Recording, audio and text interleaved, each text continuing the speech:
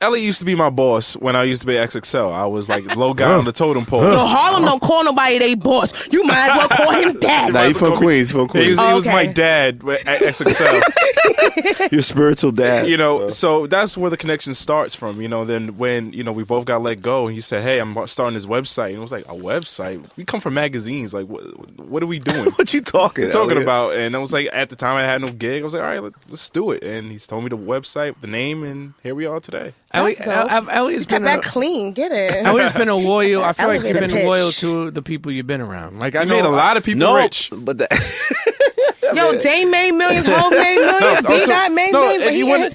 But to be you probably be modest about it, but Elliot, like a lot of editors, a lot of people that are in this business, Elliot put them on. They came up under the tutelage? Absolutely. Yeah, I mean, that's the benefit of being older, right? Who are some of the people? Not that you're claiming Vanessa Satin, Noah Callahan Bever, Brendan. Complex. Yeah, what? Vanessa's at XXL. Yep.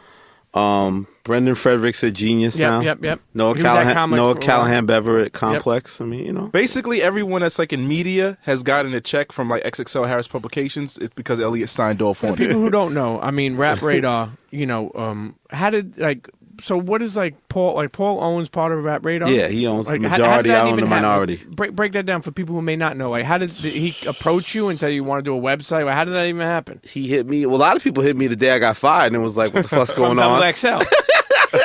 Why? Because it went viral before viral was viral. Like everybody just knew the team. Yeah, I'll tell you the story. I remember this was in the website era. You were like the first viral.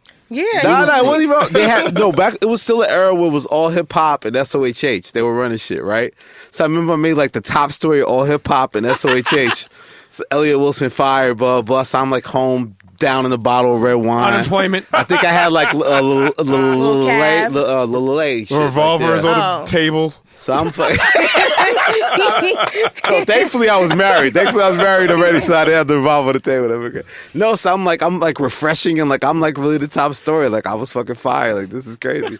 You want to tell why for the people that don't know? You just gotta Google it. Why'd it get fired? Why'd you get fired? He don't want to tell. Don't worry. Don't worry. No one really You know why. Don't lie. He know why. I think they're just. How you gonna ask us? Wait, you were the editor-in-chief at XXL, no? Is there a statute of limitation? I think it's over, right? It's got to be over. Yeah. I mean, you could check after. We could always. I mean, the business had changed. What happened was I was still selling magazines. It's funny because the recession had started to hit before that, right? So everybody would be like, "Yo, you know, the recession. I'm like, I'm doing good, baby. I'm selling I'm like 200,000. Like I'm still moving 300,000 on the newsstand. What are you talking about? Recession? Right. Shit's popping. Like that Jeezy shit sounds cool, but that ain't affecting me. I'm good money. Like I'm good. What are you talking about? But I was due for another big raise, and then that was the first year where we lost kind of the hip hop advertisers. The era where like the Rockawares, you couldn't rely on the Sean John checks, the FUBU. So we had technically as a business took a loss that year for the first time.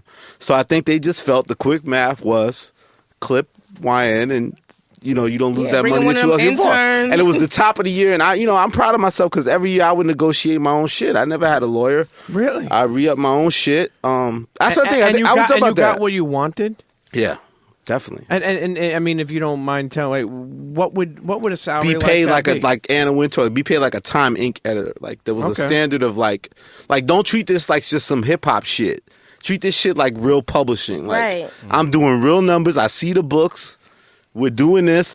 So you gonna pay like you weigh, and you gonna have to cut me these big. You're gonna have to pay. What is the salary? And then if I sell magazines more, like I get bonuses, and I would, we would set little things perks, up that way. Yeah, perks. like if the number, it was just basically like, let's just deal with the numbers. Let's deal with the black and white. And that's what 50 was. Like I saw putting 50 Cent in the cover would lead to this, right? So there used to be this taboo thing of like you shouldn't put the same motherfucker on the cover twice a year. You have to wait till the next album comes out. I'm like, fuck that. This guy's still the hottest guy. Right. Sure. 6 months later, put him on the cover again. Boom, same amount or even more. Every letter's like, get off his dick. But who were people saying You're this? a sucker. Jimmy Iovine owns you. You're a punk. You're supporting this guy. And it would sell. Every time it would sell. So, everything was driven by that cover decision and those things being things that could make money. So it was all about business at the end of the day. Yeah, but it's funny you say. So to get back to go, so then Paul just reached out, and then Paul's idea with Rap Radar was, at the time, Perez Hilton. Okay. Was hot. It's like it was 2008. 2008, right? Yeah. So it was like when you thought of gossip, you thought of Perez Hilton. This is before TMZ took off, right? So he was the authority. Now TMZ's the authority. Back then, Perez Hilton was authority. So I think in Paul's mind, it was like, oh shit, click. An individual could be your guideline to what's going on. Elliott's no longer at this thing, but he's still Elliott Wilson, so he should be this guide of what's going on in hip hop. Let's do a website together, and you at the forefront, and that's what you probably should have segued to doing at XXL, which is what Noah ended up doing. Noah was smart enough to turn the magazine into a full-fledged business, and had the backing from his partners from Rich to do and it. all them, Yeah, so that's what it was, and it was like, yo, you could be the Perez Hilton, you could be the Huffington Post, you could be that type of thing for the culture. And then with B.Dot, back to B.Dot, it was actually the opposite of what you were saying. I didn't want to work with anybody from XXL because I had my pride, and I was like, fuck everybody, and like I don't need none of y'all, and I'm just gonna start from scratch, and I'm gonna build my own shit. But at the timing, B.Dot had got let go around the time I was really about to launch it. And we met, and it just felt right, and it was just like, yo, I'm not gonna deny that. Like, and like we're both from Queens, but we didn't know each other that well. We keep getting to know each other now in this incarnation. It wasn't like we were at XXL, cool, kicking it all the time. He brought see each other in passing. Yeah, see each other in passing. He was a young intern doing his thing, and then grew to being associate editor. I don't know what your highest title got to. Assistant editor, associate editor. Yeah. You kept growing in the business, and Comment B.Dot just brought the section. energy. Well, we gotta know more about B.Dot was never scared. That's what I liked about B.Dot. Yeah. B.Dot was like, he wasn't a yes person. He wasn't just kissing my ass. He wasn't just like, I'm on because I'm a XXL and whatever you say. He was his own man. He had his own opinion. He challenged the decisions we made. You know what? He's a Capricorn. He always had that.